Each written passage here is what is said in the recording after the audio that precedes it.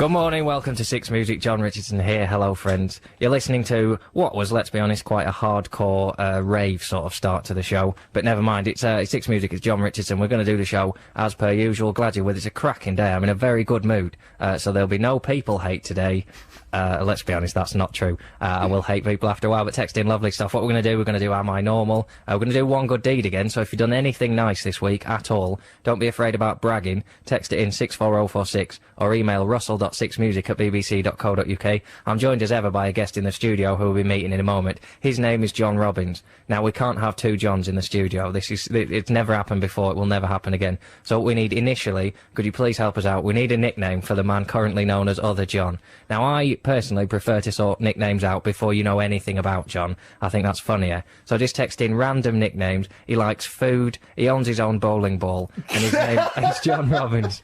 So 64046, just sort out a random nickname for John. I'm also joined in the studio, as per usual, by the Rustbot 3000. Hey, John, you look troubled. I am Rustbot. What's happened this week? We've had a new feature loaded. As you know, every week new software. This week we've loaded the sarcasm software onto the Rustbot 3000.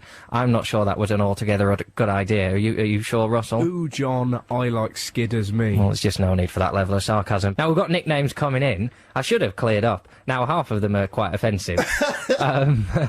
Which is fine, but I can't read them out, even though I have laughed at them a lot. You're not looking at them, John, until they come out of my mouth. So Jon Robbins, nickname, Wrinkles Robbins. I quite like that one. He's got a fat person's laugh, apparently. You laugh like a fat person, You John. did introduce me as being interested in food and having my bowling ball, so they probably think I'm some fatty. Well, a lot of people are picturing, Big Lebowski, the big character, Oh, John Goodman's character. Well, I'm happy with that, actually. Yeah, you see, that's the problem. I forgot to clear. I don't want him to have a cool nickname. There's no cool nicknames on this show. It's got to be something not sort of rude and derogatory, but just nothing that makes him sound cool. Well, how about we stick with Iceman? Stick with Iceman, as if I've ever called you Iceman. The nickname I have for John is Malcolm, because he looks like Malcolm in the Middle when he takes his top off, but that's because we used to live together. I've started like Russell Howard. Starts with all this homoeroticism, and I swore I'd never do it. Someone's texted in DJH. I don't know if that's DJ H, like Wiki Wiki Wah Wah, or just an abbreviation of a name. I've got my own bowling ball. I've maybe used it 4 times. I would have used it more, but I don't want it to get scratched. How often have you used your bowling ball, John? Was that text from someone that knows me and my bowling ball's relationship intimately? Because that is about right. Because I once used it at a mega bowl, which I'm never going to do again, because it came back first time from the pin alley, and it had got chunks taken out of it, and I took it to the guy. That's where you put your fingers in, mate. Oh, nice. I got little nicks taken out of it. I took it to the guy at the shoe stand. He said, well, you know, nothing I can do. And I said, well, that's £100 worth of bowling ball. I had to pay. My then girlfriend at the time bought it for me, and I had to pay her back in instalments. It wasn't a gift, then? No. She gave me the money. I'm going to start doing that. Happy birthday is your present. Pay me back when you want. Someone says Sonny Jim.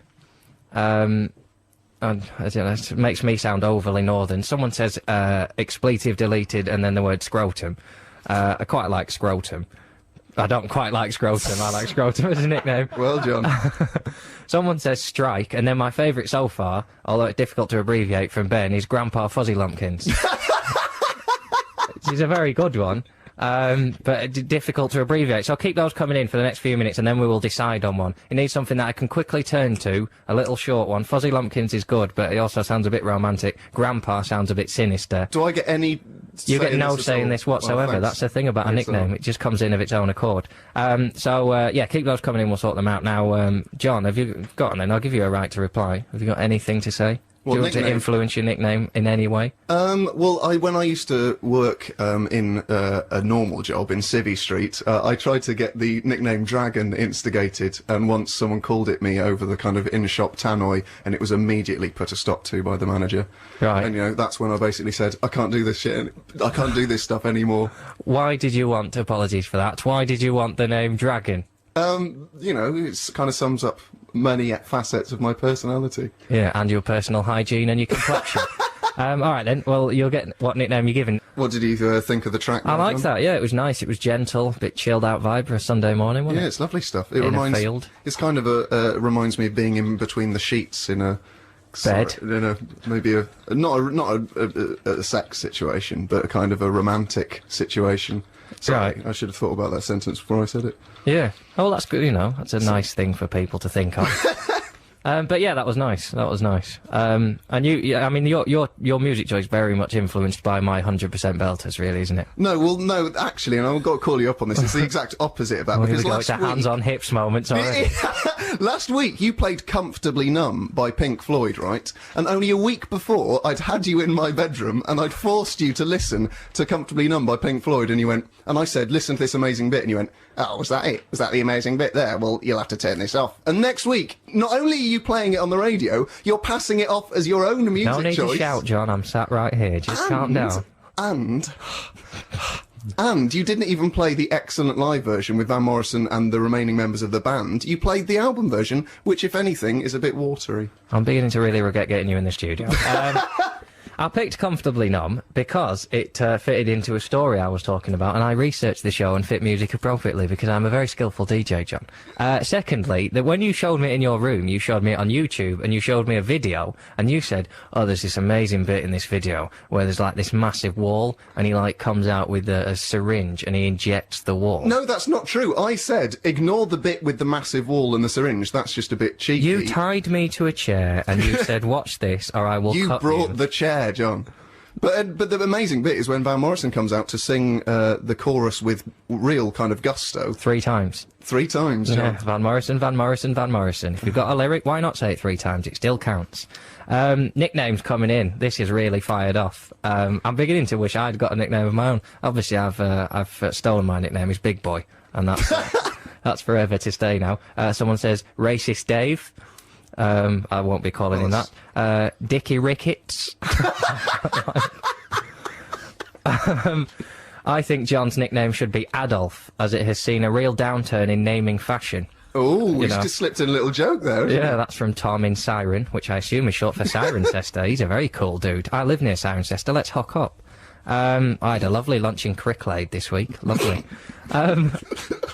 Someone's texted in one from Barton Fink, which I watched this week for the first time. It's a real cult movie, and cult generally means nothing happens, but you have to pretend to like it because other people do too. If you like scrotum, someone says you could go with Scrotsy. Oh, no thank you. Well, the fact that you don't like it makes me more inclined to pick it. Roly? Would you like to be called Roly? What on earth? That's got nothing. How are these people meant to come up with nicknames for you when they don't know my great facets? I don't want your facets. Because the thing is, if I call you a nickname and it catches on, then you will become like your nickname. So if I call you Roly, you'll put on a lot of weight. I think you should nickname him Simon. Someone says, I quite like that. Call John Borejaws.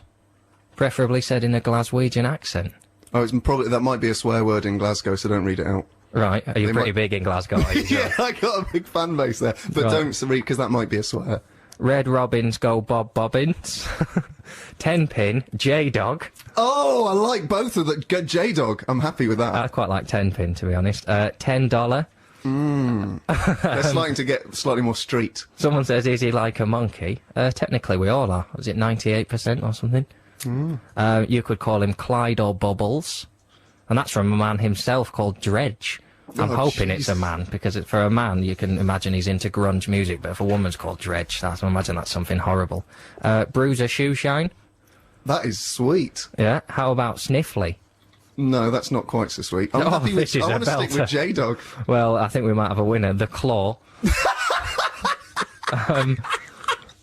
How about calling John Diddley Mo? Loving it. I think he's got a very Russell Howard laugh. He has got a bit of a Russell Howard laugh. You do laugh a bit like Russell Howard. Oh, God. Bit hackneyed, mate. Hi, nicknames for... already I like you, Ed. Nicknames for T'other John. I'd quite like to call you T'other. The Face. Sorry, I didn't realise I was going to make that noise. There is a theme to these. B.A. Hannibal. Captain H.M. Howling Mad Murdoch. Yeah, quite like Features. Or Features. Laughing Boy. I stick with the Claw. Right, I like the Claw so far. I'll put that on my helmet. Morning, John. How's about Spanky? I think that's to do with the nicknames, otherwise it's an invitation to do something in Hull, which I'm probably not. I am in Hull in the next couple of weeks. And you do have a personalised paddle as well, so... I do, yeah, it'd be a shame. I don't want to use it, though, because it gets scratched. John the Beige. Whoa. Is that someone on the webcam just wearing a beige top? We're both in beige, actually. Yeah, it's that kind of year. Touchy.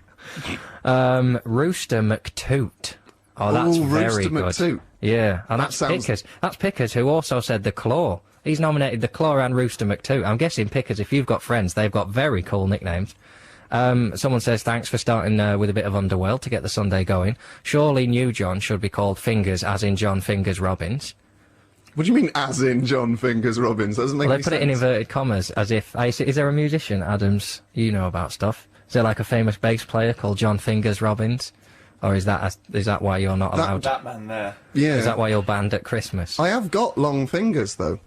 And you have brought this up because you once drew a sketch of me, put it on my bedroom. I draw a lot of sketches. You put it on my bedroom door, and it was quite funny, but it was worryingly detailed. But you used to, because you and Russell used to call my fingers my Merlins. Yes. Because they're so long and spindly. Yeah, you'll have got wizard's hands. Alex votes for Chunder Bucket. No.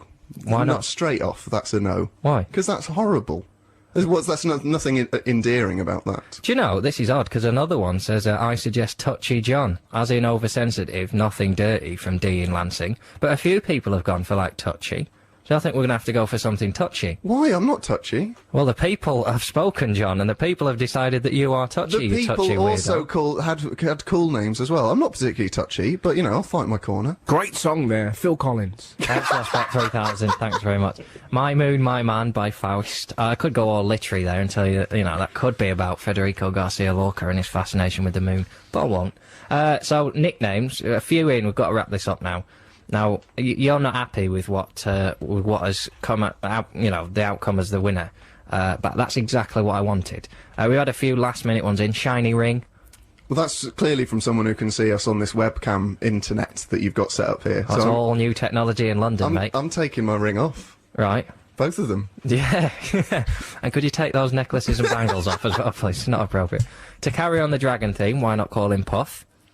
No, I'm not happy with that either. That's from David. Well, we'll have that as your middle name then, inverted commas. Perhaps Jester Robbins. Well, that's more of a kind of a moniker, kind of calling I card. can't call you Monica. I think you've got gender issues. Always on, always on. I'm always on. I've been on all night. I just make jokes in my sleep. Incredible. I think that's why I'm single. How about Ron Jobbins? You see what they've done there? It's simple to say, and while sounding similar to his original name, is significantly different. Or call him Balls. That's from James. Thanks, James. No, I'm not happy with balls. So it's time for Am I Normal now. People have been texting in. Now, John, welcome to Am I Normal. This is where you're a weirdo, but it's all right. Is it all right to be a weirdo? It's all right to be a weirdo, yeah. Okay. So what have you got for us? What's your personal Am I Normal? My personal Am I Normal? Well, it's... yeah, I mince every time people ask me personal questions. Yeah. It's not that weird, I don't think, but maybe the extent to which I take it is quite weird. Ever since I was a kid, I've always had to listen to audiobooks in order to fall asleep, or as I call them, story tapes. Now, this would be fine if it was just every now and again, or when you're on your own, but even if I was to be entertaining a lady, or, you know, a girlfriend, or, you know, just a lady, not a lady of the night, that sounds bad, but, you know, if you just meet a girl, and whatever, I have to interrupt proceedings at some point and go, I'm gonna have to stick on the old audiobook now, to the point at which it's actually has interrupted moments of intimacy in the past when it's become clear that I have been more gripped by Sherlock Holmes than by maybe... You're a big fan of Sherlock Holmes, though. I am an immense fan of Sherlock Holmes. You stayed at the Spatula Pad last night, didn't you, in Swindon? Yeah, I stayed at your house last night. Putting the win back in Swindon. Putting the swine back in Swindon. Well, the name Swindon comes from Den of Swine, because it Yes. used to be a place for pigs. Not anymore. Well, So, yeah, I'll vouch for that, and it sounded a little bit like you, had, Stephen Fry in the bedroom with you last night. If I only, didn't John. want to interrupt, because I thought there's no point both of us being kept up by this. But I thought, how come I'm 2 rooms away, because I've got lots of rooms, Spatula Pad, and it's keeping me awake, how can you sleep through it? because as soon as I start listening to Stephen Fry, The Goblet of Fire it was last night, Right. my brain just switches off, and I listen to the story, and my mind, because otherwise I'm lying awake in bed with my mind going mental, but maybe if I didn't listen to storybooks, I'd probably make better things. Do you know what really offends me about the storybook listening pre-bed? Is that how do you know where you've got up to? Because you'll drift off and you don't know where you've got up to. Well, this is the problem with you. This is there are many problems. Do you know what your problem is? This is one of the problems with me. Your relationship to iTunes is that of a kind of a compilation lover. You don't. I know for a fact you don't save your play counts on iTunes. Yeah, you heard it here first. There'll be a lynch mob outside the studio now. I've never even heard of them. Yeah, Oh here my we go. Adam God. Deneen. I don't believe in iTunes. Oh! Yeah, that is 3-0. Look at you trying to slip reverse it. And you're on Six Music and you don't save your play counts. Yeah, you are. How for do you now. know You want to what, watch your town, sunshine? How do you know what your top 10 most listened to tracks are? But they're probably the tracks. It changes, mate. No, like it this week I've doesn't. been listening to a lot of Ben Folds. Yeah, but that will be stored in your play count on iTunes, and then your mate comes round and they say, oh, what's your favourite track? And you can go, well, I'll tell you what I think my favourite track is of all time, but let's see, because iTunes might differ. So, for example, my most listened to track on iTunes is that live version of Comfortably Numb, which you didn't, which I brought up earlier. But, you know, I wouldn't necessarily say that was my favourite track of all time. It's fascinating. And this, John, is why people don't come round to your house. Because you're a little bit intense. People do come round to my house to see But do they open with... I tend to open, I'll call me a weirdo, but when I go to a friend's house, I'll probably open with hello, or sometimes hi, how do, I do sometimes, to, you know, compliment the northern thing. I'll very seldom open with, what is your favourite track of all time, and what does iTunes say your favourite... Surely that's transient. Well, maybe, actually, we've got onto my real Am I Normal from one that was only slightly vague, is that my obsession with play counts on iTunes. Yeah. Because then I can say what's my favourite album by play count and by opinion. I can make lists. You can't pin down how you felt at the time. I mean, if I had a lifetime play count, I'm not going to lie to you, John, Mr. Blobby would be way up there, because when I was 8, I listened to it a lot, but I don't want people knowing that now. I don't want a facility where I can click on a button and go, well, at the moment I'm into trendy music, but I think you'll find over my life I've listened to far more Chesney Hawks than you've had hot dinners. But that's the thing, I didn't get iTunes on my computer until I was 23. It was in July the 6th, 2006. Oh, God, you're weirder than me. So I've only got the last 10 months of tracks have been recorded in terms of which ones I've listened to the most, and it's amazing. It'll blow your mind. Well, it changes the way you listen to music. Take a week off, cancel some gigs, and think back and try and guesstimate play counts from the past of your entire life, and then you can get a really accurate reading. No, because then Queen's Greatest Hits 2 would be without doubt the clear winner. Right, okay, fair enough. Fully paid up member of the fan club. We'll move on to other people's Am I Normals now, because let's be honest, you've really come out of that badly. Simon's texted in, this is a cracker. Simon says, when driving my lorry at night on country roads, you're already thinking, oh, you know, dangerous. Simon's one of the good guys. I always indicate for the rabbits and pheasants, so that they know I've seen them and that I'm moving out of the way. I'll also do it for field mice, not feed mice. Maybe they have dodgy eyesight, as they don't seem to see 20 tons of truck coming towards them. Oh, incredible. You did a very similar thing on the way here this morning. We came in convoy from Swin, Vegas. Yeah. And you did... the roads were pretty clear, but you did something quite incredible. Some guy had broken down... there was an AA van, and there was a car in front. All the lanes were clear. You're in the inside lane. You indicated and moved into the middle lane, just on the off chance that someone might stumble out of that car, and then get hit. And it's incredible, because people look at you and you think, who's that guy weeping in Morrison's? But actually, it turns out I never weep in I skip through Morrison's. You're saving lives. And I just carried on in the inside lane. Yeah, but, you know, so much. And also, another thing, this could be one of your Am I Normals, because I stayed in your office last night on your futon mattress. Yeah, I know. In your sleeping bag, lovely. That's why I didn't get any work done. But on your drawers either side of your office table, you've cut address labels into quarters and put them in the top right-hand corner of each drawer to tell you what's in the drawer. Now, people are probably listening thinking, well, that makes perfect sense. That's just being organised. Damn right they are. And people are high-fiving each other now. But wait until you hear this. The categories he's got, things, the first one's like... I can't believe you've been researching in my office. I told you... You pretended you were listening to... Stephen Fry was a decoy, wasn't he? Yeah. Stephen Fry muttering away to make me think, oh, he's just listening to his books. I was and you're in there with your notepad and your semi-lunar glasses on. Go on then, what are my labels on my drawers? The top one, it's like Sky TV, fair enough. You've got to keep your Sky bills and stuff. Yeah. You've got your mobile phone, your contracts and stuff. Of this course, is all down the right-hand side. Yeah, all down the right-hand side. You've got a drawer for that. You've got a drawer for your council tax, water, rates, etc. Oh, it's a dare-do. And then the bottom one is just Burton's. Well, A man who buys so many clothes from Burton's that he needs an entire drawer to keep all his correspondence. God, you're supposed to be doing 2 weeks. I'll tell you what, next week there'll be a new guest in the studio, and hopefully he will be mute. What it is, I had a Burton's card because I was tricked into believing that this would be a good thing. Who has a Burton's card? I do, John. And you know where I keep it. I went into Burton's and bought some clothes, and the woman said, "Here, if I gives you this bit of plastic here, it'd be cheaper." And I went, "Well, I love a bargain. I'm nothing if not thrifty, right?" And she said, "Oh, well." And I went, "All right, then, so I get the plastic and then I'll pay for it." And she went, "No, can't pay for it now, I'm afraid, because Well, you've that's got where to they get wait you." till the plastic comes, then you pay it then." And I went, this is turning into a bit of a to-do. But I went for it anyway. I sent off the check got lost in the post, or they got it and just shredded it, and then fined me for not paying on time. So it actually cost me more. So now I've got all this correspondence between me and Burton's going, "Hey, don't you dare do that." And they went, "Hey, what are you going to do about it?" So there's a whole drawer for Burton's, because one day when my legal case comes to court, I'm going to need to call on those, and the lawyer's going to go, "Have you got that form?" I'll go, "Hang on." I'll reach down to the bottom right-hand side. There it is. But when you finally get any chicks to come round to your place in Swindon, you want to replace Burton's with Armani or something like that, just to look cool. No, I don't. If someone comes round to my house, they need to know the real John. They'll notice that I don't have a drawer for Armani, because I'll be wearing Burton's clothes now. Well, that's backfired into an "am I normal" about me, and it's turned out I'm not. But we have got crackers in from you, so we'll do a few more of those, and then John can... sorry, I called you John then. Yeah, see? Touchy McT can reveal more secrets that he's learnt from me from studying my office room, you filthy beast. Lots of texts and emails coming in today, John. People have got quite excited about your CD books. Martin in Bristol, our neck of the woods.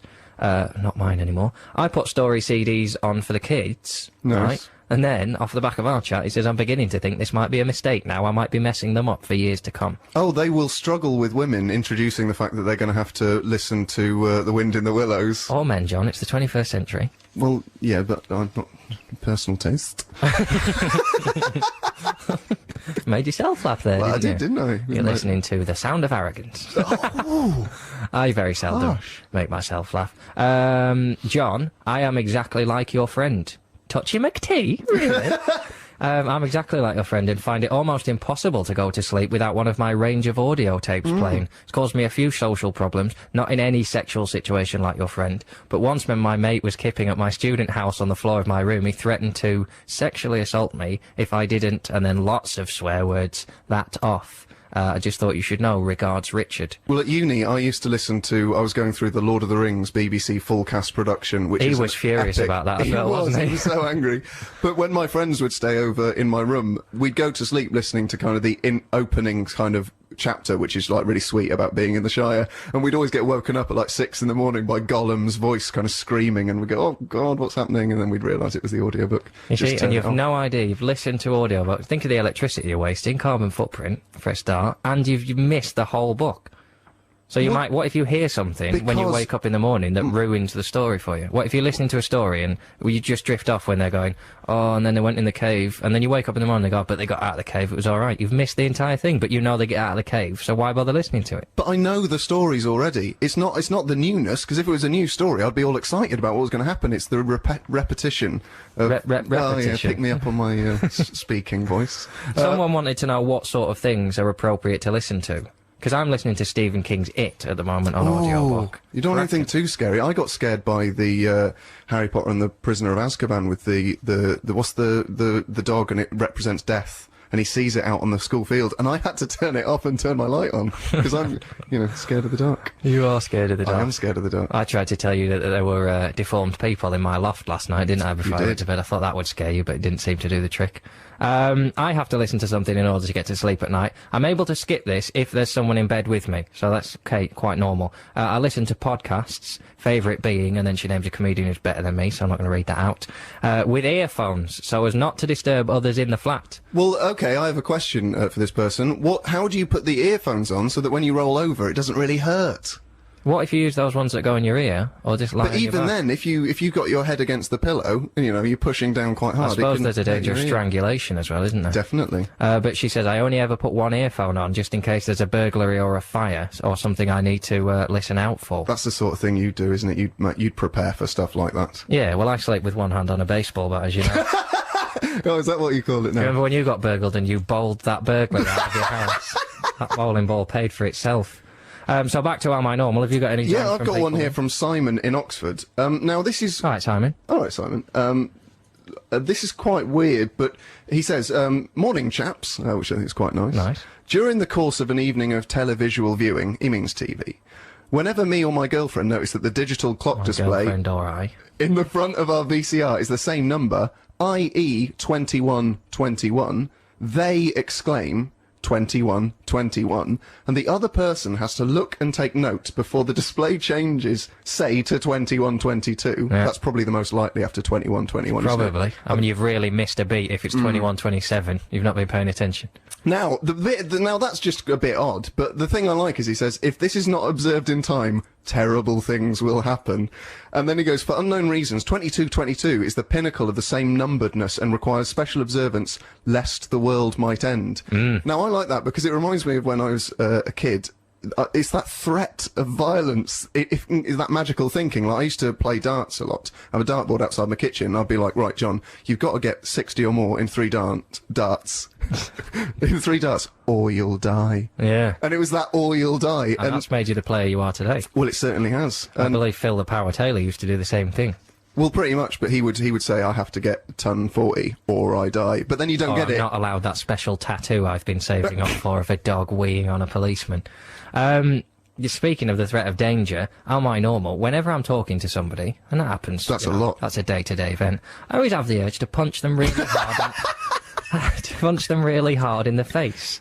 I've never punched anyone in the face, but I always wanted to know what it feels like to cause serious damage to a person's face. And then goes on to say, do you know, my friends find this really odd. Well, I can imagine so. That's Joe from Reading. Or Joe Reading. I don't know if she's saying what she's doing or where she lives. I'd like to point out so far, she says again, I haven't actually punched someone in the face. Have you ever been punched in the face, John? Yeah, I've been punched in the face at school quite a I've lot. been punched in the face. There's a real smell when you get that metallic smell of blood in your mouth that you know you've been punched in the face is something that you will never ever forget once it happens to you. Ever since being betrayed by my best friend Neil 10 years ago.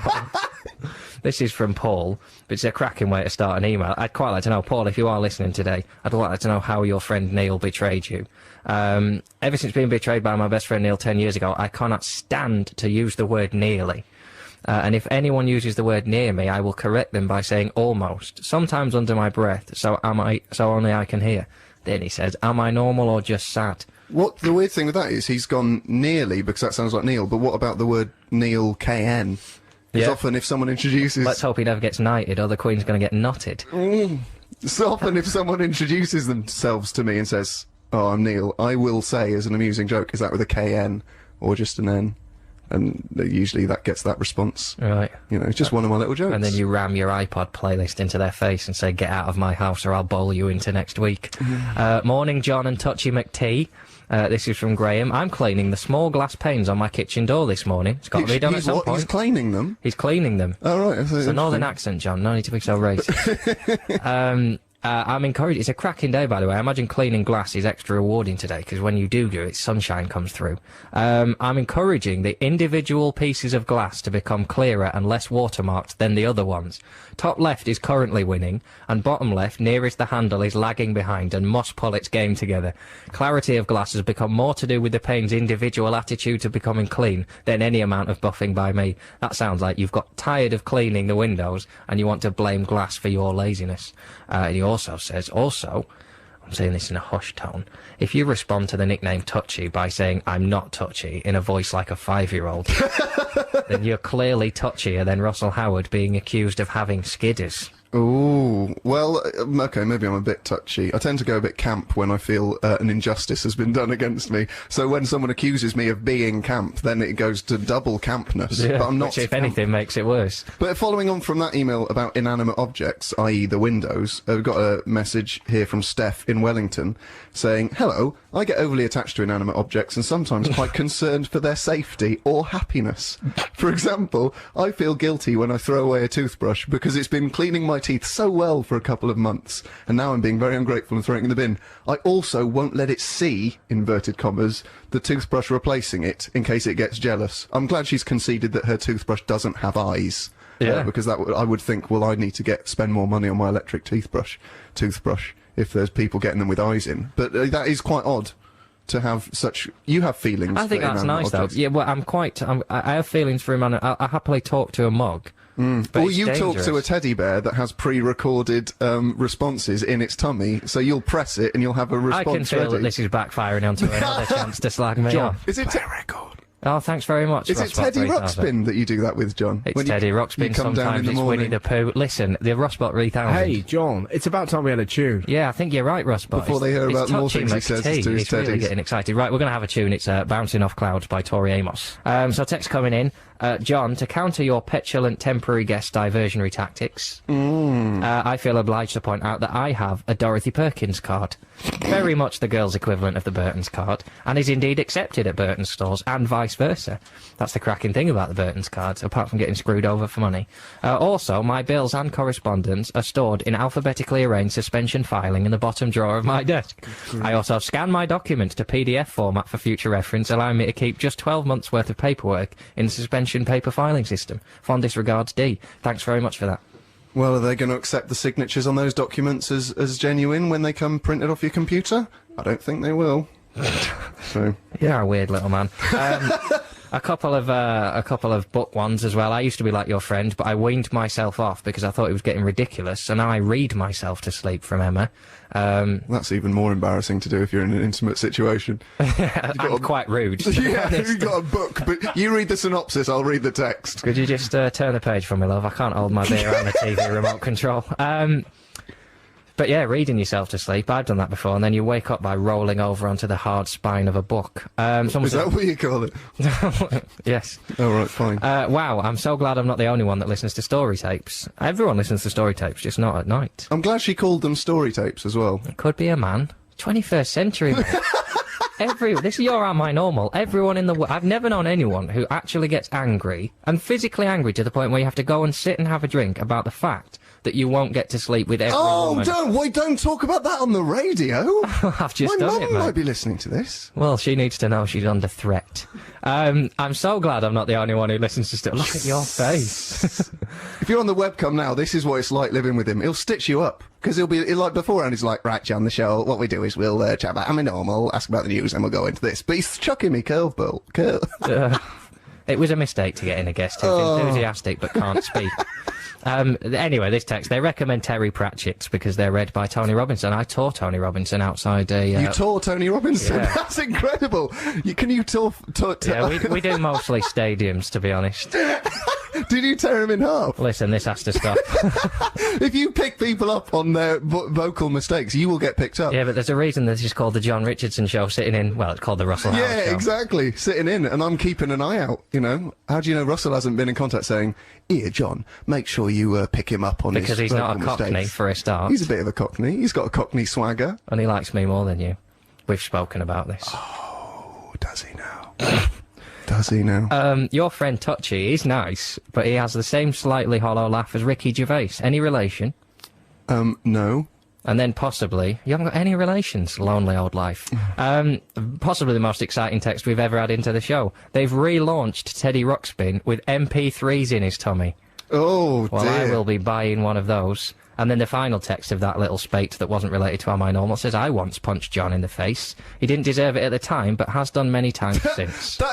Is that from Kate? That's from Kate, yes. That was the last person to ever punch me, and that probably was the hardest I've ever been punched. We were in a nightclub at uni, and she jokingly punched me on the shoulder. I went, that wasn't hard. And so I turned my head, and she properly took like a backswing and lamped me out, and I was unconscious for a second or two, and then just had to go home.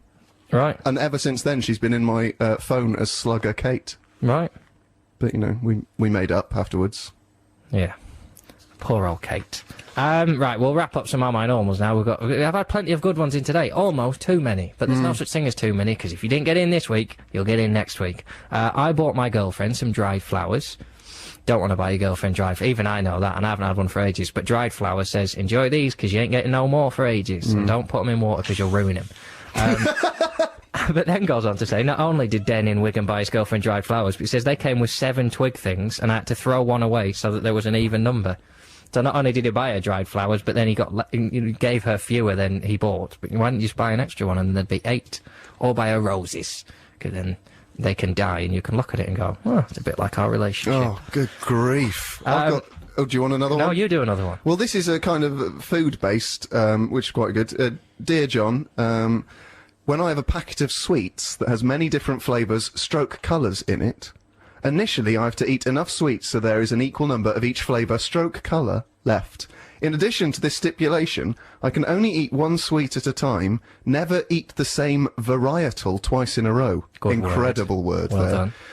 And I must eat my least favourite first, etc., and adhere to this order throughout. I'm considering introducing a sweet-eating uniform and laboratory conditions. That'll really ratchet up the tension. Also good use of the verb ratchet there. Yours compulsively, Lindsay Millen. Now, I think that's not necessarily an OCD thing. That's a kind of a pleasure, reward, pain thing, isn't it? It's like saying, well, if I have the gross ones first, then I'll have the nice ones, and then I'll be happy. And I won't cry myself to sleep. Yeah, well, that's sensible. You headline with the nicest bit. But what's interesting, when I was a kid and you got sweet, black currant was always the best one. The purple ones and the darker coloured ones, the red ones, always the best. But now I've become a grown-up, I still like the black currant ones, but everyone else has suddenly started liking green ones best. Yeah, and yellow ones, which are rubbish. Yeah, when did that become the trend? Adam, do you prefer green ones to black currant ones? No. No. But I do, with yoghurts, I now find myself liking the peachy ones and stuff, and it was always a strawberry when I was a nipper. Yeah, it's always strawberry, but I think you're only really given strawberry yoghurts as a child because your parents judge it, or banana ones. And you never have banana yoghurt as an adult. When does that start happening? There's an age you reach where you just stop eating banana yoghurt. But there's nothing more unpleasant than that industrial banana flavouring. It's nice, It's though. horrible. Oh, I like sickly. it. Absolutely gross. I'll I tell you can't where deal with it. bananas can go away from. For the rest of society, however long mankind is on the earth. In the smoothie. The smoothie... Oh, all smoothies can Bananas get out. are not welcome. Oh, smoothies are great, but if I buy a carton of smoothie for about 10 million quid or whatever it costs, and it says on it, raspberry and cranberry, I'll think, raspberries.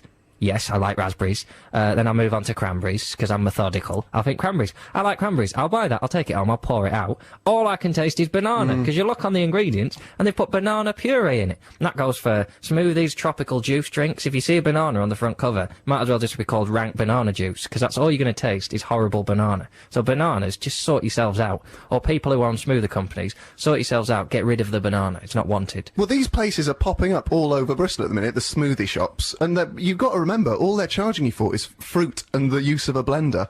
So they shouldn't be £3 for a wheat germ smoothie. I had wheatgrass smoothie I tasted off one of my friends who was pretending they were healthy the other day. And it just tasted like a lump of turf mixed with bananas. So, I don't know if you've got any thoughts about the wheatgrass I read smoothie. about wheatgrass. You see, what they're charging you for, you said they're charging you for fruit, but what they're charging you for is middle-class aspirations. Exactly. And People who buy smoothies out of the house are really saying, I'd like to be seen drinking a smoothie now for the next 10 minutes, so just make me something very colourful and put 2 straws in it, and I'll point one away from my face. as if there's an imaginary friend drinking it. That's what I like to imagine when I see people doing that. I just drink orange juice. It's just nicer, isn't it? You drink that? No, that's not true. There's Membry Stop calling Services. me up on my inadequacies. You're finally someone with the balls to tackle Jon Richardson. And the story starts with at Membry Services, which means neither of us is coming out of this well. Well, no, because we left your house this I had a morning. mocha latte this morning. But we left the house and I said, meet you at Membry. As a jokey way, but I thought in a euphemistic kind of, ooh, meet you at Woodstock kind of thing. But you actually did wait for me at Membry Services. That's 'cause I don't which wasn't trust you, expecting. John. And then you came out with one of your mocha lattichinos or whatever they were. Yeah. Looking quite the... Quite the angry man, having waited for you. How did you get so far behind me this morning? Not only were we leaving late because you had to brush your teeth and you didn't think to do that as you were passing the bathroom, get downstairs, get all ready, and then go, have I got time to brush my teeth? Oh, how efficient does a man have to be to Very. think, well, I'm on my way downstairs, I'll brush my teeth on the way down so you lose time going back up the stairs. But you I was walked out past of the petrol. bathroom. I was out of petrol, so I had to go slow to conserve my fuel consumption, and then get to Membry, because my light was on as I left your house, my little indicator light. Right. Why didn't you get petrol last night? You knew we were driving to London Because this morning. last night I had a gig in Tewkesbury, and betwixt Tewkesbury and Swindon, there is not a petrol station that is awake. or even open, let alone being awake. The fact that you amuse yourself is the fact that you don't plan well enough, and the fact that we were late this morning and I had to get a coffee to cheer myself up because we were going to be late for the show. Anthony and the Johnsons, Crippling a Starfig. Absolutely. What do you think, Rossbot? Sweet tune. Hey, John? Yeah, you're bang right. Out of 9, what would you give that song? 10. Yeah, thanks very much. It's very good, the Rossbot. I like that song a lot. It's very moving, but he starts Mr. Muscle. And I cannot get the image of the guy off the Mr. Muscle adverts out of my head. And Well, that's been a problem with you for years, though. There's a lot of euphemisms flying around in that track, and I don't want to imagine them happening to the guy out of the Mr. Muscle adverts. He must have thought, when he showed the lyrics, I'm starting off Mr. Muscle, forcing burning. Someone must have said, but you know, that's quite a famous brand, and there's a man attached to that brand that people might think. And he probably said, yeah, but this is art, therefore I'm not bothered. If someone wants a great song that starts with the words Twiglets, and it's a great song, probably no one's going to go, I don't know. but people think it'll be about Marmite. So don't write a great song. It's a fantastic song. All right then, fair play. And one problem with my favourite Anthony the Johnson song is Hope There's Someone. We've played that before as a 100% Absolute belter, and there'll be a 100% belter coming up today, which you won't like so much. But the problem with that 100% belter, the Anthony the Johnsons one, is the outro is pretty unlistenable. It's all kind of for ages and ages, so it never gets a play count on my iTunes. Oh, God, So have you it's not- emailed Anthony? Well, I mean, I many can put you in times. touch with the Johnsons, but Anthony flies about a bit. I've been in touch with your Johnsons before. Have you? How many Johnsons are there? I should know that. You Rossbot? weren't watching. 3. Oh, really? Fair enough. Very clued up, the Rossbot 3000 this week. So I'll wrap up Am I Normal. This is a good one. This also feeds into what we're going to do after the news is One Good Deed, which we did last week and I really enjoyed. It's people texting in nice things they've done, and this kind of fits into that. As a man of 6'2", Nice. which is clearly an email and not me talking, as a goblin of 5'9", I like to follow little people around supermarkets, which, that's the Am I Normal aspect of it, but the nice aspect is that's how I can assist them in reaching the elusive box of Weetabix from the top shelf. Yeah, but 6'2" isn't that tall. I'm 6'1", and I don't feel the need to go around helping people out with their shopping. That's because you're evil. Well, You if I see you someone in slide distress... the Weetabix to the back of the thing, so even if they can reach the shelf, they can't reach the Weetabix. Well, You deny people their Wheaty goodness. I've got... All right. I've got... All right. So, yeah, anything else goes, but don't pretend I'm denying people wheaty goodness. Hello, John. Well, Jon, so I'm assuming that's you, though the rest of the text makes me beg to differ. I saw you at Jester's a couple of weeks ago, and I found you rather attractive. Am I normal? Fran from Bristol. No, Fran, you're not. You are mentally ill. You're probably not. Current statistics have proved you're not normal. You're in a very unique percentage of the country. But, you know, join us, come for tea. I'll cook a meal. I was asked for a vegetarian recipe, one of the emails we had this week. I'm going to put a lentil roast recipe on the website from my mum. And it is Cracking lovely. I've had Lovely. it. You've had it, haven't you? And Adam Deneen, you had it at the dinner had it, party. haven't you, What Adam? did you think? Really nice. Yeah, very nice. So I'll put that on the website to replace the fish stew, which you're going to Oh, cook. well, yeah, I've got to cook, because I've just moved into my new house. And, I wish the webcam doesn't repeat, you know, regular enough intervals for you to see how camp John is. When he did that, he did not just a one bent wrist, but a double whammy straight off. Oh, well, it's how I say, new paragraph about to start. I've got Right. a story to tell. cha-ching. I just moved into a new shared house with 7 other people. in Oh, it. I couldn't be doing with that. Oh, it's incredible though, because they're all nice professionals, all very bright and breezy, into their recycling, stuff There'd like be that. 3 left by the end of the week if They're I all moved very in there. clean. They're all like you. They're like versions of you, but not quite As the same. attractive. Yeah, no, they're all very attractive. But every Monday, this is what attracted me to the place in the first place. Oh, I repeated the word place there. I've said It's it all 3 right. It's times not a now. quiz game. You're fine. You can move on. You can say yes or no as much as you like. You can phone any friends that you want if you had any. Oh, that is harsh. You've You're got having a go loads at of me. friends. I've You've got Slapper Jane or whatever her name Slugger was. Kate. Slugger Kate, sorry. And all the girls from your house. I have to cook a meal on Monday for everyone else in my house Right. because they do this every Monday. They have a Monday meal and they cook for everyone. And I was thinking, what dish is simple but can feed loads of people and is quite impressive? Bread.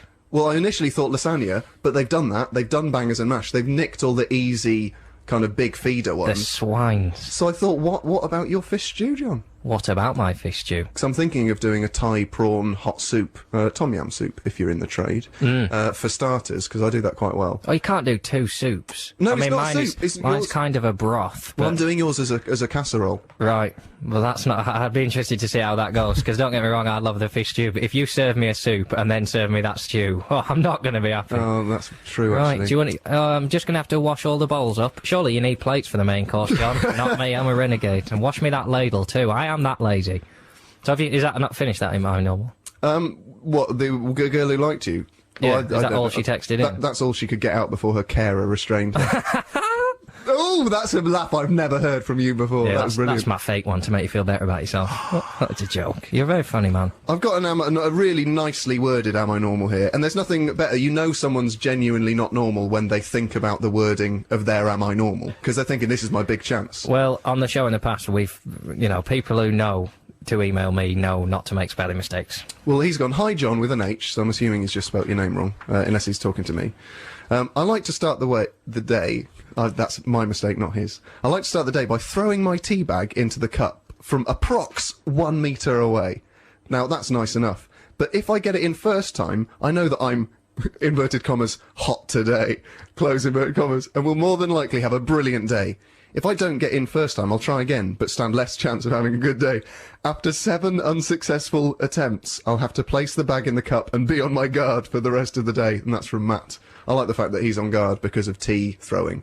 But, my problem is that since living with you, I'm obsessed with having 1 Earl Grey and 1 normal in the same cup, so that could take me forever. It's a lovely brew. I never told you to do that. Well, that's the end of Am I Normal this week. More for next week. Keep those coming in. You're listening to me, Jon Richardson, standing in on the Russell Howard Show today with my guest, Touchy McToot, and, of course, the Rustbot 3000 at ever. As I said, we've loaded sarcasm onto it. Also, impressions. Have you got an impression for us off the cuff, Rustbot 3000? Jon Richardson here. I like stationery and not being talked to.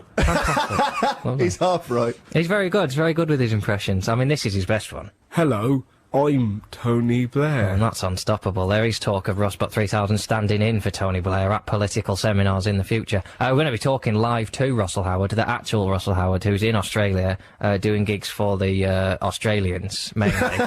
I don't believe he's banned non-Australians from his gigs, but he has been known to pull that sort of move in the past.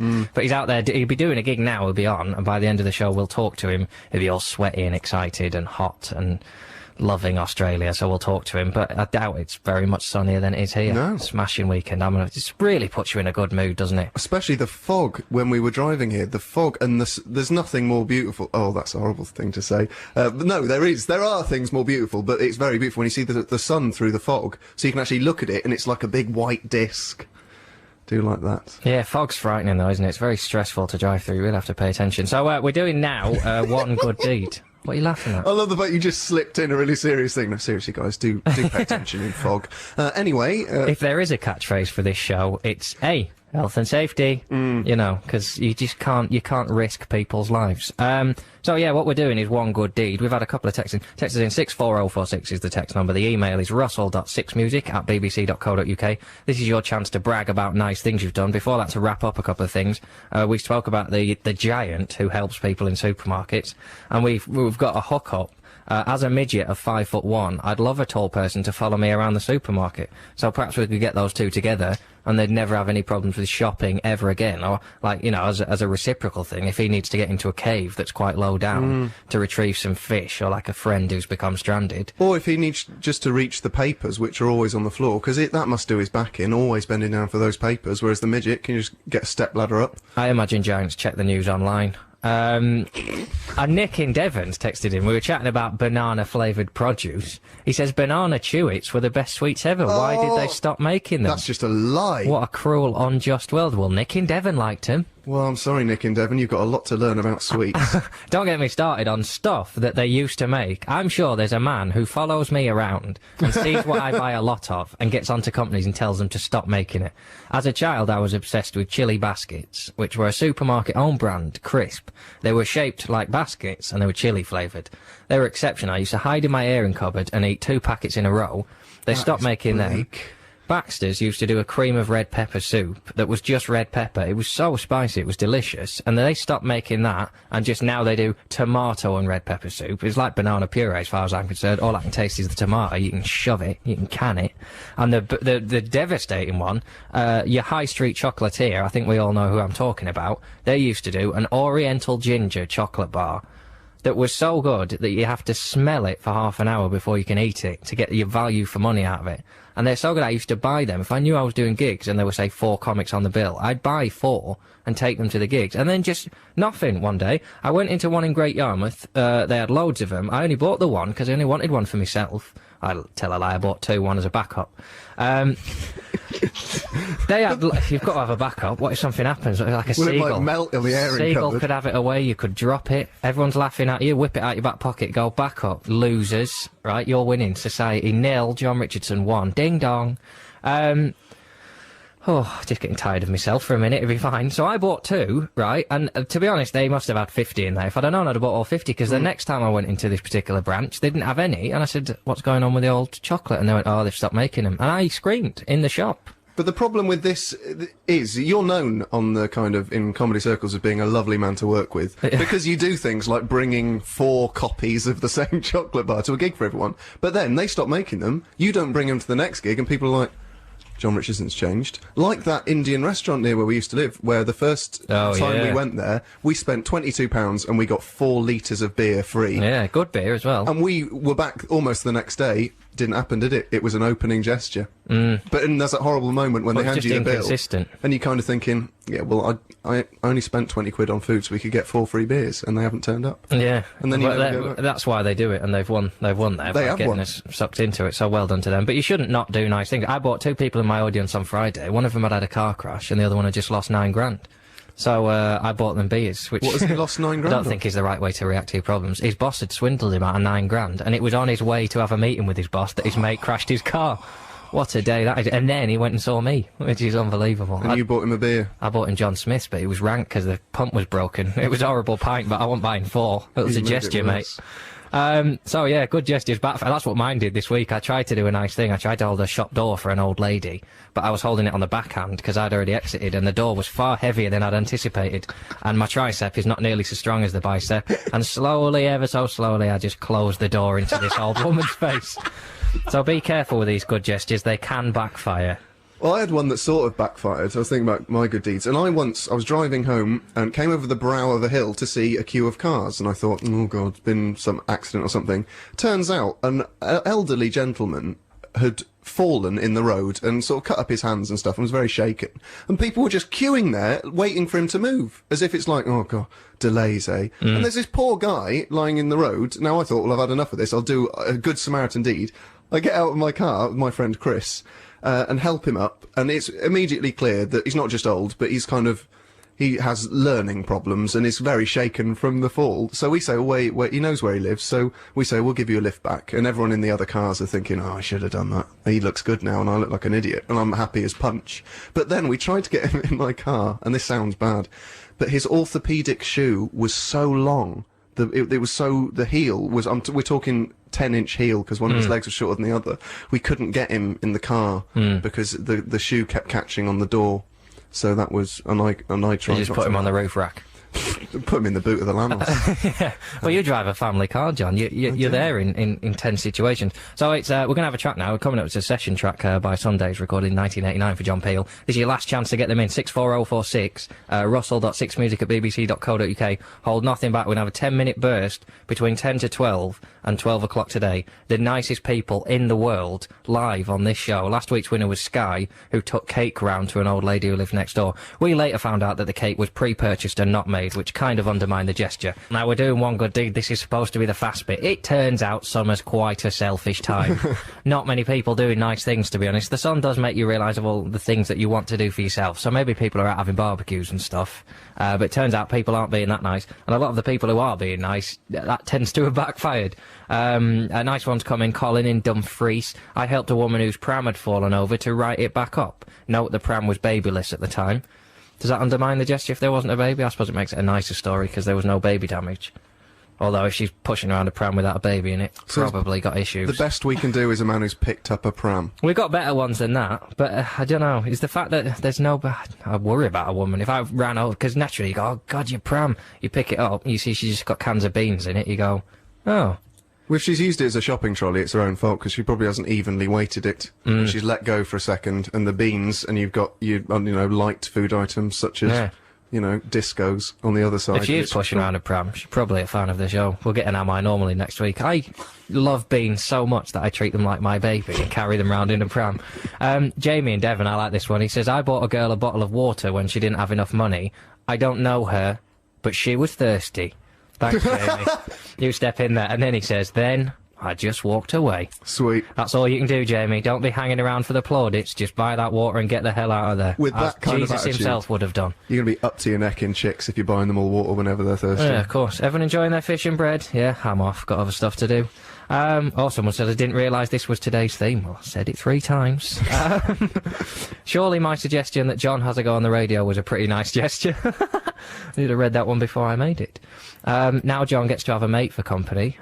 Oh, that's nice. Who's that from? That's from Catherine. Thanks. I wish I'd read that one first. It turns out she just say nice things about me, and I can't read that out because it undermines the let's brand. have a look at it. Right. During play this week... it's always important when a sentence starts like that, you need to check the rest of it. I told a 10-year-old girl that through her costume you could see her black pants. I thought, brackets, especially as I didn't like her, that I was helping her out by informing her so she was aware not to put black pants on the next day. Instead of thanking me, she sat in my dressing room and cried for 10 minutes. Oh, these nice gestures really backfiring this week. Maybe next week a feature called Pretend to do something nice but secretly try and hurt someone. His dressing room, is he famous? It's a woman. Everyone in your world...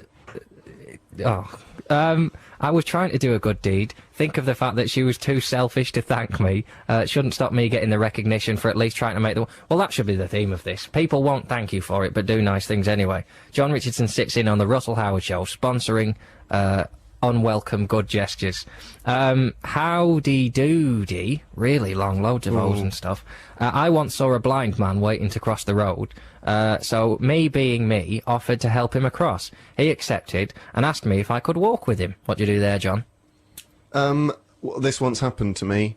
I was helping a blind man up some steps, but Did he want to go up the steps? He did. He was dead against using the lift because he said, "No, I want to use the steps." And I said, "Fine, I'll help you up." But there was every so often there was like a platform with no steps, and like every time we got to one, like a little kind of bay, I forgot to mention it. So every time he kind of stepped for a step that wasn't there and said, "Well, you've got to tell me if there's not going to be a step." And not every time I've forgotten, it was like I was playing a trick on him, but I wasn't. I'm sorry, blind man. Right, well, you heard it here first. John is sorry too. Anyway, he says he was asked if he could walk with him. Would you walk with him if you've helped him across the road and he's gone, fancy a bit of a stroll?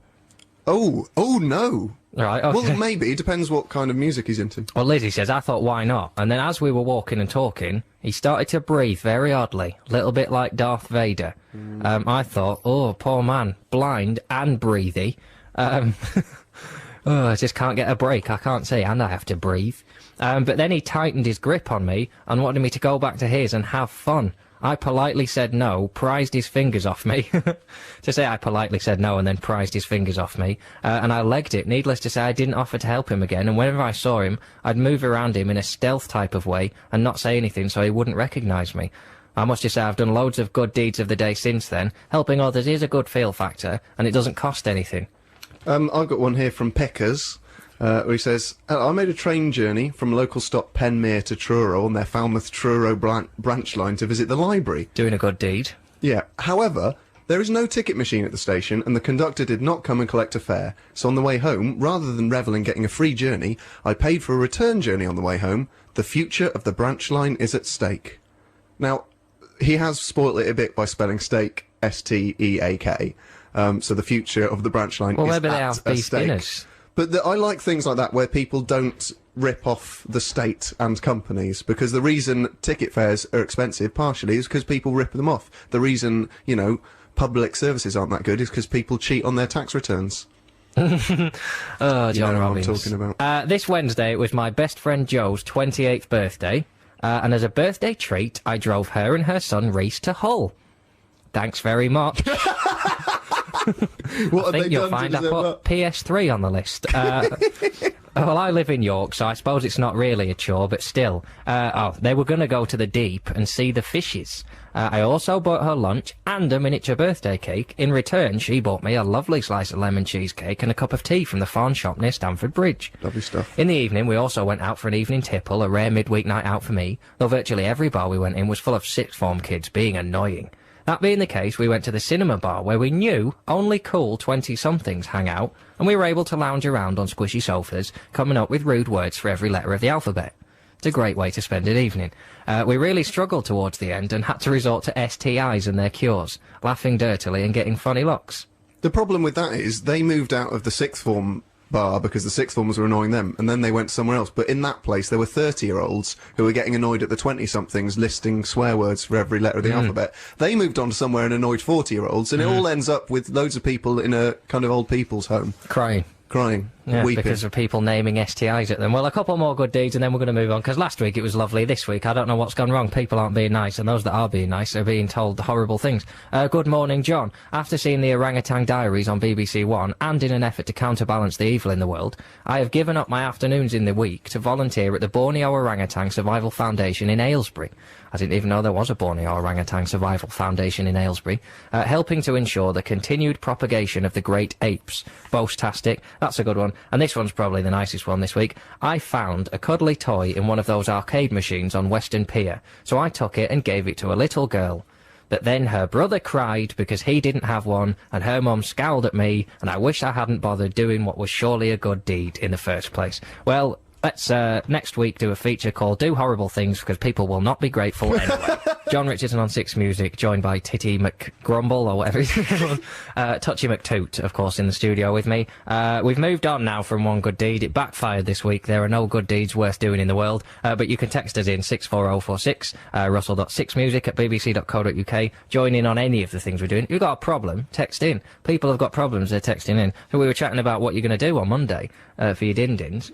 Hi, John and John. His name is Touchy, or McT, if you like. I like McT, actually. John should cook a roast on Monday. I cooked my first one ever in my new flat yesterday. It was a major success, dead easy. Just threw some garlic from a tube. That sounds rank. That sounds rude.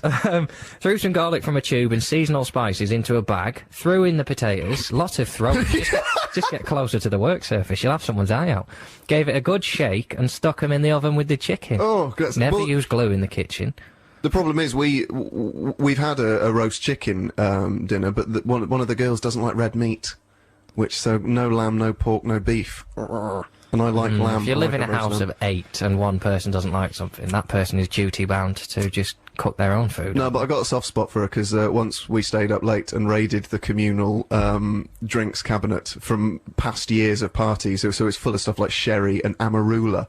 And we just got rid of all of those, so she's kind of a kindred spirit, I think. Right. So I'm going to respect that and give her white meat. What doesn't she like? Red meat. Right. Well, she said do chicken, Anna. 45 minutes later, you've got an amazing meal, no fuss and all the glory. If you really want to impress, throw in some Yorkshire puddings. Into a chicken? Yeah. How can you have Yorkshire puddings inside a chicken? She's got the wrong idea about stuffing chickens. She just puts everything else inside the chicken and roasts it. Really elaborate toad in the hole where it's massive and you have loads of chickens in them. Yeah. Oh, that'd be horrible. That would be hideous.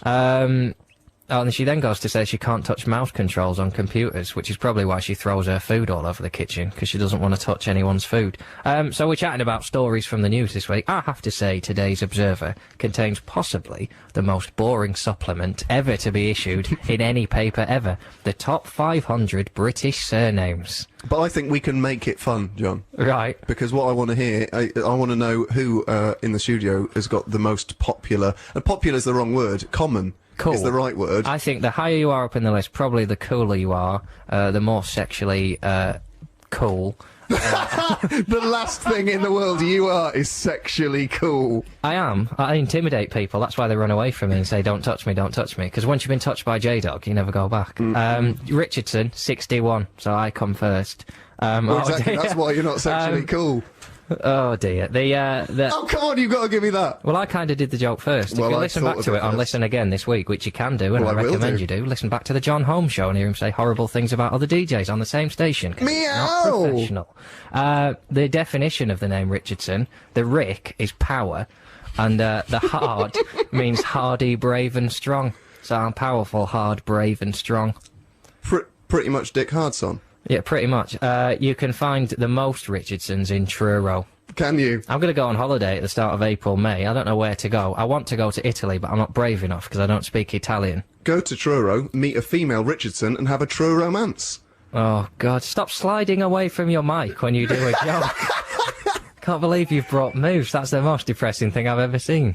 Robins on ice. Sexually cool. True romance. Now, is that a joke you just thought of, or have you done a gig in the West Country and have you done that joke before? No, I haven't, but I did it the first time you mentioned that. Back in the little chill-out room we've got with music magazines in, but I don't think you even heard it. You've done that joke before. Of course I have, it's a belter. Well, that is indisputable.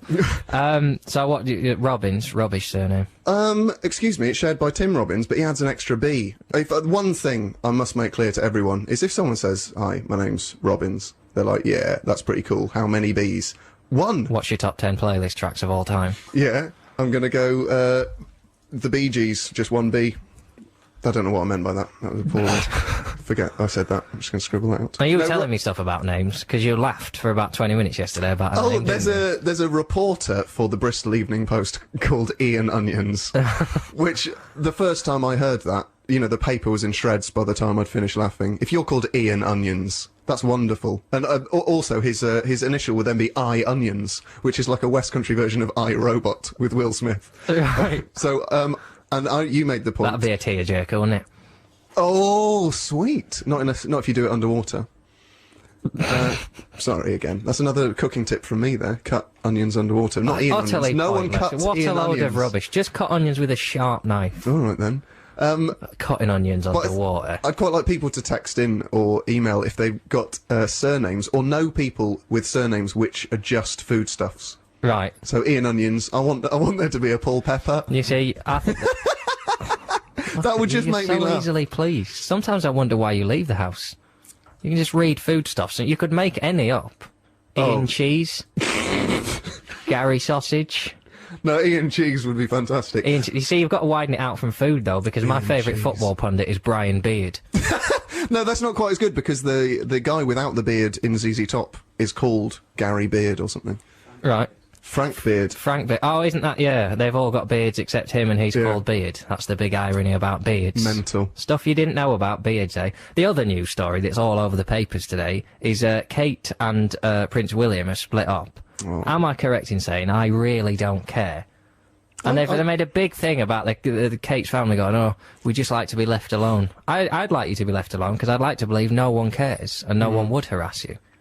I care a bit, but just Why? I care in the sense that if anyone told me I've just split up with my girlfriend, I would care, but I don't care enough for it to be on the front page.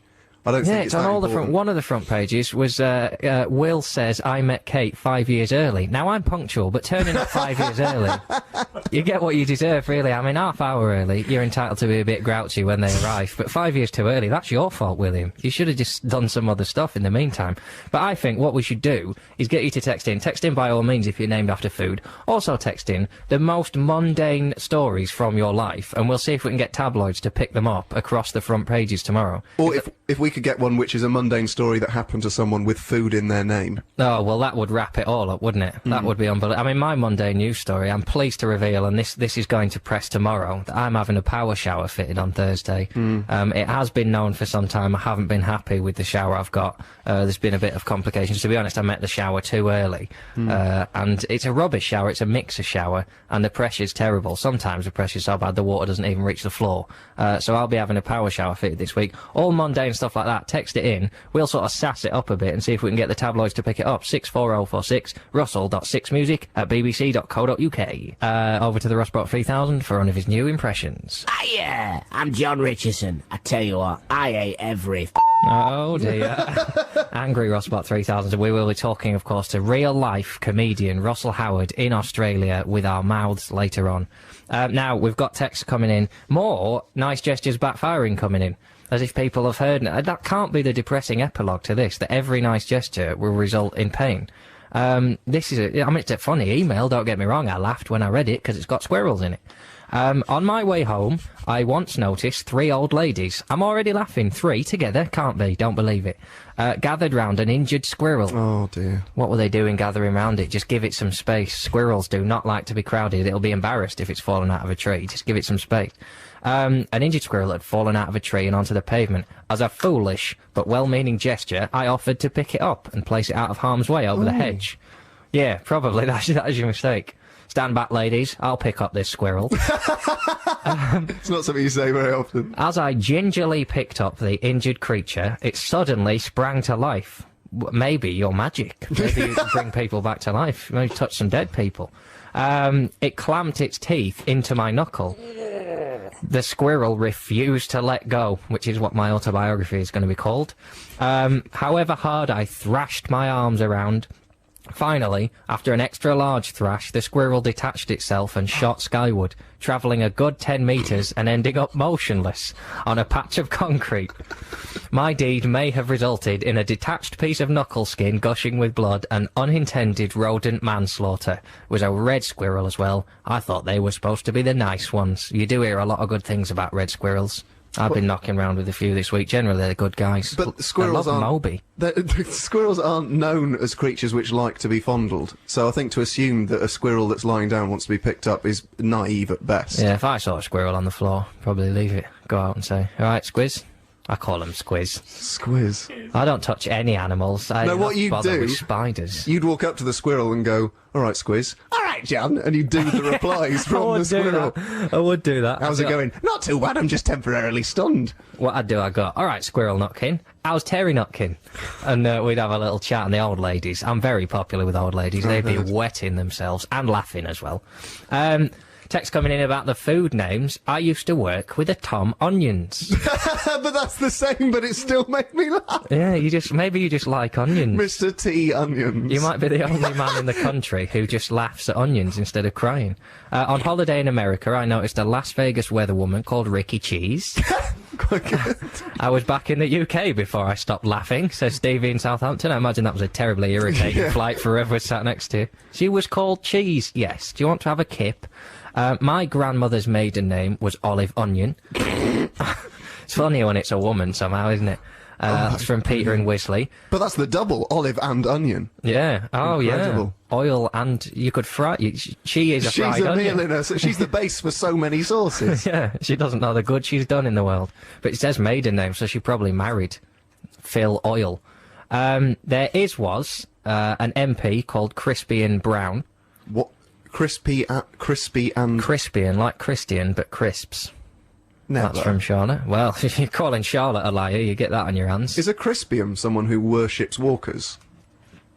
Don't point at yourself. This is the radio. You can be proud of yourself, but you have to emote that with words. I thought that was a good pun. My brother Henry used to go out with a girl called Mary Fish.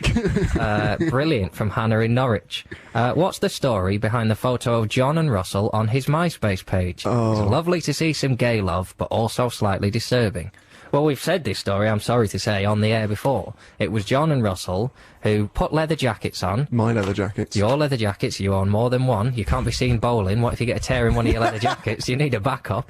They put leather jackets on, took everything else on their tops off, took a photo, pretending that they'd just taken the photo, and really, I know that they affected lighting, they had makeup. We did and not they have. We had no makeup, and actually, members of the general public, have said to me, "You're wearing muscle tops on that photo," and I'm like, "No, that's the real deal." No, that's airbrushing. They took their tops off and they posed, and then they turned up at a gig I was at and turned up with their tops on as if I was going to laugh. I don't laugh at that kind of filth.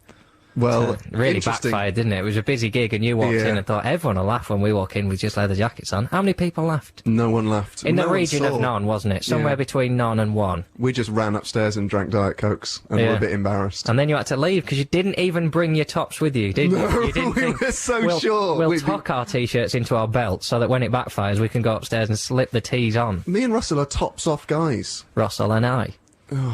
That's why you don't take your top off. You know, that's not the only reason I don't take my top off. There are several, and one is respect for society. Really? We've got good deeds that backfired coming in again. We'll read them out, because to be honest, I'm not going to do this again next week. But a few weeks ago, someone says, I stopped a chav getting beaten up. I stopped a chav beating up a homeless person in an archway. I could have got hurt myself, but can't bear seeing people get bullied. So that's the nice thing, but then it backfires, but because of her. It's Jules. She says, I then phoned my boyfriend and had a row with him for not protecting me. Right? You started that, love. She phoned him. He was on the other side of London. There really wasn't much he could have done, but it made me feel better. I feel a bit bad about that. I think I'll say sorry again. I'll say sorry on your behalf, Jules. See, that's why I can't have a girlfriend. I can't be. I've got enough doubts about myself without someone texting me to tell me I'm not protecting them on the other side of the world. Can't be doing that. And someone texted in, Richard Cox texted in to say, as a good deed, I went out with a minger in my early 20s. That backfired because she dumped me. I'm not surprised you sound like a beast. Now, you've had texts in that have made you laugh a lot, John. Yeah, it was a good job Marillion was on, because one of them floored me. Have you got them there? It was just a guy who, Adam's just bringing it up now. We'll read this out. Well, basically, it's just a man called Alf Piano. Imagine that. I can imagine it, John. The name's... Here we go. Hi. There was until quite recently an officer at Bury Council called Alf Piano. I think he had something to do with performance management. Not foodie, but a great name all the same. Cheers, Gary. Yeah. Well, cheers, Gary. And key to the debate. That was brilliant.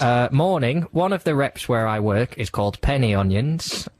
Which weren't they like a... That sounds like a band. There's a lot of onions. Penny Onions. Someone's emailed in to say that they knew someone called... Mr. Onions works with us, but claims his name is O'Nions. Yeah, it's not, is it? Let's be honest. There's a cricketer called Graham Onions. What inspires anyone, let alone Mr. and Mrs. Onions, to call their child Graham? I doubt whether Graham's beef is with the name Graham, to be honest. My wife's dance instructor was Gladys Organ. When she told me, I nearly wet myself with laughter. Sounds like one of your lot. This is an absolute belter. I can't believe this is real. I once had to call a work colleague in the US called Chip Shop. I did manage to get through the call without falling about. Grant in Aberdeenshire. There can't be a man called Chip Shop. Shop, S-H-O-P-P-E. That can happen in America because they don't have chip shops. But if he came over here, he'd just be... We'd worship him as a king, pretty much. Do they not have chip shops? No. Fry booths. Fry diners. Yeah, yeah. Well, I can't believe there's a man called Chip Shop. And shocking news coming in. Apparently someone's son's just eating a honey sandwich in nothing but his pyjama top.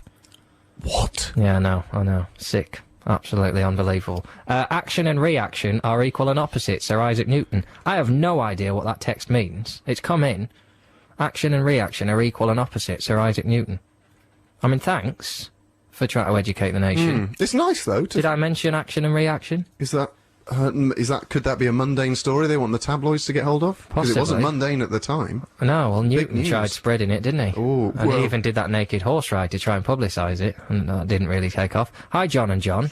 I noticed two interesting, you'll be the judge of that, things yesterday morning. Firstly, two overprivileged people deciding not to go out together was deemed more important than 12 people getting blown up in Iraq. Secondly... Kate and Will item on the news consisted mostly of interviews with tabloid photographers saying things like, it's just such a shock. We never saw it coming. Apparently they can't take the intrusion. I don't know what they mean. I'm not sure what my point is. I just feel better having got that off my chest. And that's from John Stump. Well, it's really kicked off that Amy and, not the Amy, I've looked at, we've got Amy Winehouse coming up, which I'll play for people who like Amy Winehouse. I must say I don't. Ironic that she's called Winehouse, because she really has come to like wine, and probably has some in her house. That is poor. That is poor. I really fancy her. Do you? Yeah. Oh, no. Yeah. With her hair and her face and her moving and her arrogance. Oh, I couldn't handle the two of you in a room. What? She sweet. looks like she goes, mm-hmm. Oh, God, imagine. Oh, she doesn't go, Oh, I can't do the voice. Just go, I bet she does. I bet she'd be arrogant about ridiculous stuff, like if you went, oh, what's your favourite thing to have on toast? She'd go, Marmite, mm-hmm. And you go, no need to be proud of yourself. You didn't invent Marmite. This is why you can't have relations Marmite, I mean, it used to be yellow, and fair enough, she convinced them to go back to black with Marmite. Did you know? I'm better than anyone thinks. That got nothing. That's one of her songs, isn't it? Oh, right. Mm-hmm. If you bang Marmite, it turns I do white. not. I do not. And anyone who's saying that, to be honest, I buy the big jars because I use a lot of Marmite. And I won't have anything else said. Well, before this goes any further and rumours is, if you bang it, it goes white. If you hit Marmite with the back of a spoon for long enough, it turns white. If you hit Marmite with the back of a spoon, it turns white, and you need to go out and make some friends. Hey, John, tell me about your guest this week. Oh, all right, Rossbot 3000. My guest this week is Touchy McToot, who's joining me in the studio. Isn't it time we talk to me? Oh, not time yet. We will be talking to Russell Howard, hopefully. To be honest, he's not answering his phone at the moment, but we're constantly pestering him. We will talk to him about his gig and the TV work he's apparently doing. Emails coming in. We're entering the last half hour. It's gone really quickly. I've really enjoyed today. I've had great Thanks fun. for all your texts. It's been lovely. And then, of course, we hand over to the Music Week at 1 o'clock. They've got cool stuff. They're talking to the Kings of Leon today, who, of course, were in Swindon last night, down the Oasis, weren't they? Big names coming to Swindon now. I'm not saying it's because of me, but it's because of me. So yeah, they were at the Oasis in Swindon, and they've also got Mark Ronson talking about covers. I read a good article about him in the paper this week. Good deeds coming in. Someone said, this is the end of it now. This is a good deed that was just a good deed, so it didn't backfire. You seem to be getting a little bitter, Alison says, so I thought I'd throw you a lifeline. My friend, when at university, got smashed one night on Tequila Slammers. Good deed. She then staggered back to what she assumed to be her student accommodation block, then went into what she assumed would have been her room had she been in the right building. Turned out to be the boys' accommodation building, and she was in the boys' toilet. Being smashed, she thought this was as good a place as any to sleep, so I got down on the floor and lost consciousness. Lovely days, university, learning about life. In the morning, she woke up to find a pillow under her head and a duvet over her and a note with the room number of the secret helper. She took the duvet and pillow back to the owner. 15 years later, they are both dead. Now, they're married with 3 beautiful children. Really? So that's a cracking story, isn't it? Well, that you cannot top that. I'm in that headlines. Alison, that's exactly what we're talking about. But what you worry about is, was one of those children conceived while he was putting the pillow on? No, you don't worry about that. And if you do, you worry about it in your own head, in your own time, you little pervert. 100% belter feedback. What's wrong with that song? Colin in Dumfries. Nothing. Oh, well, a couple of people not so sure. Hi, John. Top belter, but I'm getting quite worried that you seem to have the same music taste as me. Don't worry about it. It's cool. We're trendy. John, you're lovely and funny, but as a DJ, your taste seems to hover between Mike Reed and DLT. Well, Mike LT. Look out. Or D. Reed, which sounds like a band from the 90s. My word, a decent Marillion song. That's all that one says. So I thought maybe I've turned someone on to Marillion, or maybe I've just turned someone on. Yes, 3 exclamation marks. Marillion are excellent. I once went to Comedian, the other Will Smith's tour, Misplaced Childhood, which was equally good. So why don't we plug Will Smith, the comedian? He's fantastic, and he's into Marillion as well. So that's belter feedback done. And while we're doing nice deeds, a massive thank you to Matt in North Wales, who sent into the show this week. I've talked a lot about You've Been Framed because I like watching old people falling over. He sent in a DVD that's just clips of people falling over. So a big thank you to him. So it's got nice again now. So let's do a short. Let's do a short story now. We're going into the last 15 minutes. Jon Robbins, I believe you read something in paper this week. What's wound you right up? Well, it wasn't that it's not something I read in the paper. It's something I watched on the BBC website. It was a phenomenal website, but they have this audio. All right, mate. You've got the job. It's fine. No, your check will be in genuinely. the post. BBC website, one of the first websites I check every day before my MySpace and my Facebook. But don't join him on his MySpace. People, I don't mind having a MySpace page. That's fine, but you're not allowed to slyly mention it and pretend you're. What you meant there is, I've got a MySpace and Facebook, and if I didn't mention it the first time, I've got a MySpace and a Facebook. You stop Why don't right you check there. it? Oh, my name's John MySpace. Oh, what am I talking about, John MySpace? It's Jon Robbins, but I have got a MySpace. If you want friends, John, just cry and they will come to you. That's all I do. This is coming from Jon Richardson, who for an entire year when I lived with him totally besmirched the idea of having a MySpace page whatsoever. In the last 4 weeks since he's got one, he's now got more friends than me, and I earned those friends, but he's just mentioned it. You earned those friends by constantly saying to them, did I mention MySpace? Honestly. Oh. So go on, what's your news story? It's turned nasty again now. It hasn't turned nasty. You only think it's nasty because you lost that argument. I did not lose that argument. More friends than me, unbelievable. Anyway, the story that really annoyed me. It's the story about a parent stroke toddler nightclub, which has been set up in London, of all places. It's called Baby Grooves. It's run by what I can only describe as a coin-eyed, chasm-gobbed little Fauntleroy, whose dad clearly already owns Suffolk, so he thought, well, there's nothing better to do, I might as well set up a nightclub for toddlers, because, let's face it, children's childhoods last far too long, so let's just put them in offices as soon as they're born. As soon as they're Borg. And this DJ, they asked a guy who was there with his kids, this is a nightclub you take toddlers to, right? And they got beer I don't there. take toddlers anywhere. Well, they interviewed one of the dads, and I just really wanted to punch this man in the face when he said, well, you know, it's either this or walking around a park, and I figure this is the least boring of the two options. What an expletive deleted. Yeah. Because if you want to take away the right a child has to be in a park and look at bees and play in grass and look at trees and learn about the world, and you want to take that away, and I'd rather put them in this absolutely appalling nightclub, which is just a kind of publicity stunt for rich people. Yeah. I find it thoroughly abominable. What music would you play at a toddler's nightclub? That was the thing, they weren't even playing, like, Teletubbies and stuff, they were playing adult music, the adults were there drinking beers. If you have kids, you have a responsibility to give them a childhood for as many years as possible. Well, childhood can include music. My issue with it, I've got no problem really with the idea of clubs for kids to go to. I mean, I imagine it's a lot of fun when you don't really know about music. See, I'm still like a child for music. I'm not really into analysing music. Like, you talk about solving albums. You listen to stuff that you're not enjoying to one day work out how you enjoy it. Now, for me, if I'm not enjoying it, I'll just switch it off and listen to something else. A lot of people could learn from that, right? I just think, I'm like a child. If you listen to something that makes you feel good, listen to it, bounce around to it. And I imagine that a nightclub for kids could work like that. If you just put stuff on, they don't know what they're doing, they're running around bouncing. The problem is, they've really got it for parents that are too lazy to raise their own children, and it comes down to the crux of the issue. Some people have kids who shouldn't be allowed to have kids. Like, I get a lot of stick about carbon footprint and stuff. What about society footprint? What about people who are ruining generations to come? Not because they fly to Spain once a year, but because they've had kids that the world doesn't need, and that they don't really know how to raise. Good point. I'm not really going to agree with you or disagree with you there. I think I'll leave that up for the general public to decide. I mean, everyone has the right to have kids, but I think if you're going to then, I think it's right that you do stand to lessen the good they do in society by taking them to nightclubs instead of taking them to the park. Your flaw there is you've said everyone has the right to have kids, and they do, but that is a problem. Because the government has the power to restrict your ability to drive. They can stop you driving. They can stop you owning pets, but they can't stop you having kids. That seems ridiculous to me.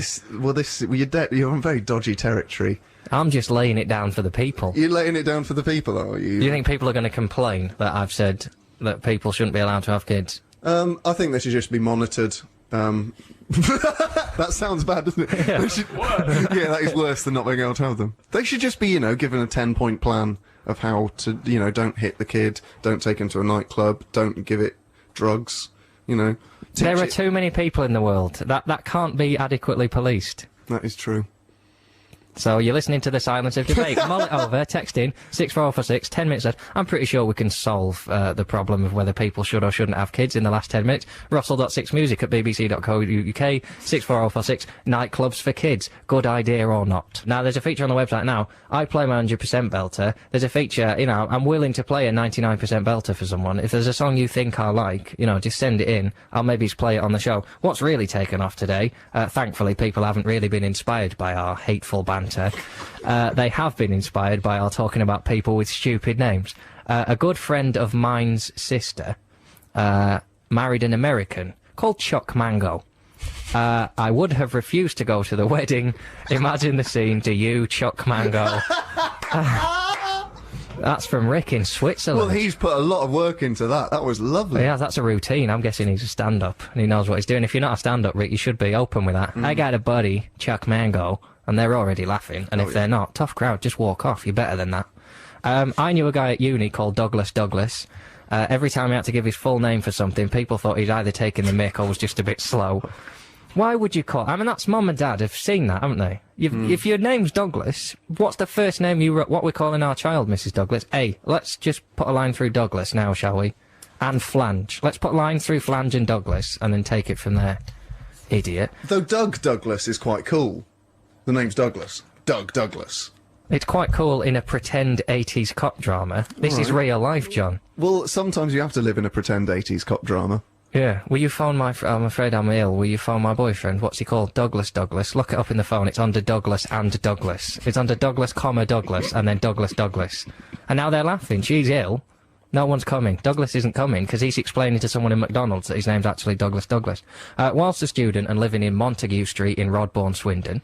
I don't really know Rodbourne, I just... A419, A420, that's all I'm about. My next-door neighbour was called Alfred Cheese. Also, you were on the subject of empty prams earlier. My boyfriend was once waiting outside a local cake shop in Basingstoke. We've all been there. Very lazy, the cake makers in Basingstoke. If I want a cake and I'm in Basingstoke, you better have it ready for me. She was purchasing a pasty in a cake shop. Mental. In the window was a decorative cake with the Flintstones on top. A lady with a pram came up to him whilst he was admiring the cake and said that she affectionately calls her spouse Fred Flintstone, as he often shouts her name like Wilma. She said it makes her laugh, but often wakes the baby, and gestured to the baby in the pram. Imagine my friend's horror when, looking into the pram, he saw not a baby, but a little dog, laying on its back, panting with its paws tucked over the blanket. Oh, that is vile. Oh, there are some mental people out there, and I want to meet every one of them, because I'm running out of jokes. One of my best friends is called Dave Moist. This kept me amused for the majority of my years at university. Oh, and John has spelt calander on MySpace. I've had this, but I'm not a pedant, so I'm happy for the odd spelling mistake to come in, because it makes me look vulnerable. Oh, God. I didn't mean that. I mean, I'm a human being. I'm not like we had an argument off air, and you've just put me as a best friend on MySpace. I want you to take me off. I can't be linked with this grammatical inaccuracy and this preying on vulnerable women. Yeah, sorry, I made a spelling mistake, but my cat died this morning, so why don't you just take your knickers off? Hi, John and John. One of my friends went out with a fella called Keith Lorraine, which led us to think up food menus using people's names, such as my favourite, Trish Fingers. How do you like them onions? I like those onions a lot. Well, John, it's been a pleasure. You're back in next week. Am I now? Well, yeah, that's a good point, actually. That parting little joust. Maybe I'll get Gary Pease on next week. What are you doing this week? Are you doing anything that you want your vulnerable MySpace fans to come to? That you want to plug I'm deleting my MySpace page, and I'm just putting I'm going to put a little transcription of the conversation we had earlier about that girl you saw going in to buy a paper in Bristol. If you were driving around Bristol this week, you see a man, he's on the pavement, he's crying about the tragedy in the world, the death of leaves at this time of year. Maybe a pigeon's just cried. That'll be Jon Robbins. Go over, say hello. I'll be about this week. Thanks for all your texts and emails. It's been a fantastic show today. I've enjoyed your company, and we'll see you again next Sunday. We didn't get Russell Howard. He never called. He doesn't do that, but we'll try and get him on the website. He's supposed to be recording a travel blog. We will try and get that on the website, but we'll definitely talk to him next week. Music Week coming up. Thanks. We'll see you again next week. Take care. Bye-bye. Bye. BBC 6 Music.